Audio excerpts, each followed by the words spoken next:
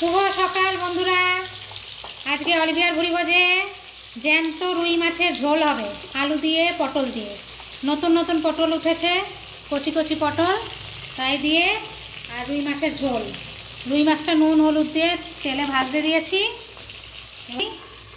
এই যে পটল আর আলু লম্বা লম্বা করে কেটেছি। এই যে পটলগুলো দেখুন কত সুন্দর কচি পটল।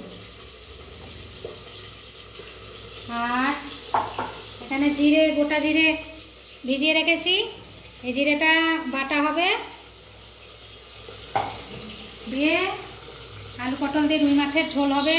আপনারা দেখতে থাকুন আর অতি বেশি লাইক শেয়ার সাবস্ক্রাইব করবেন।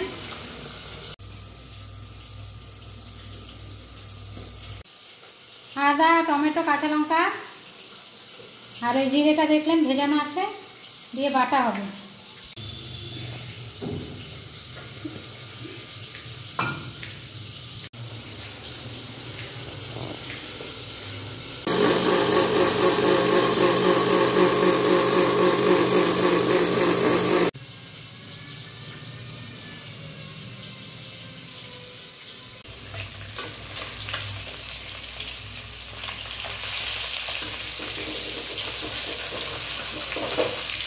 কড়া করে মাছগুলোকে ভাজবে।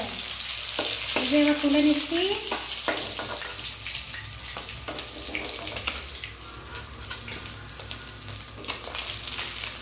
রুই মাছের পাতলা ঝোল হেভি লাগে, পুরো গরমকালটা এবার রুই মাছের পাতলা ঝোল হবে। আলু দিয়ে পটল দিয়ে রুই মাছের পাতলা ঝোল খাও।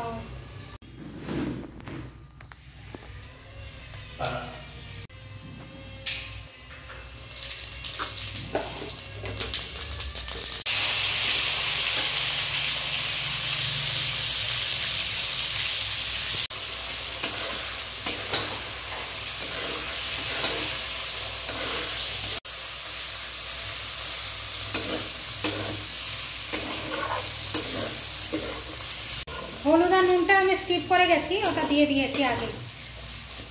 এবারে জল ঢালবো।